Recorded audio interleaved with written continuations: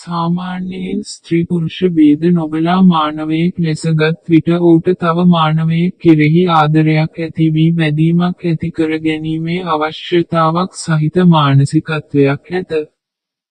එයට ස්ත්‍රී පුරුෂ භේද නොමැත.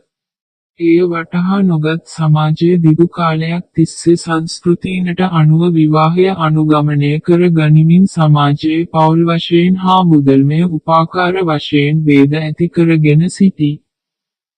තව විදිහකට පවසනවා නම් පිරිමි භේද ගැහැණු භේද වශයෙන්ය.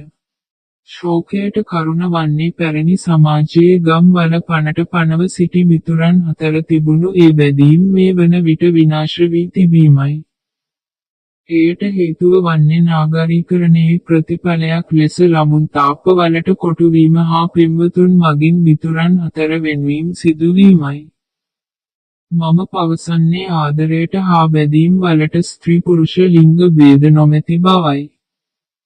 උදාහරණයක් ලෙස ගත් විට පියා පුතණුවන්ට කරන ආදරය කිරීම මව දියණියට කරන ආදරය කිරීම වශයෙන් කිව හැක. තව කිවහොත් මානවයන් දෙදෙනෙකු අතර වෙන්වීමට කැමති නැති ස්වභාවය යනු සිත්ගත් ජීව බැඳීම් ලෙස හඳුන්වයි. මෙයට උදාහරණයක් ලෙස ප්‍රේම ජීවිතය හා පණ මිතුරු ජීවිතය හැඳින්විය හැක. එය ලෝකයේ හඳුන්වන්නේ married or life partner rights ලෙසය. ඒ යනු විවාහය හෝ ජීවිත සහකරු වීමේ අයිතිය. ලෝක මානව අයිතිවාසිකම් වලට පැමිණීමට තිබෙන බවට අනාවරණය වේ. මම මගේ ජීවිතයට තෝර ගැනීමට බලාපොරොත්තු වන්නේ ලයිෆ් පාර්ට්නර් ජීවිත සහකරුවෙකි.